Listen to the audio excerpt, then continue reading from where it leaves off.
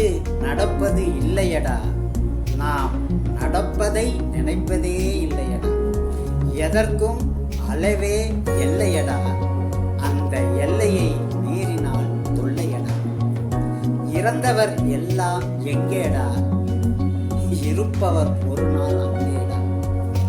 வந்தவரெல்லாம் இங்கேடா, விதி முடிந்ததும் போவோம் அங்கேடா.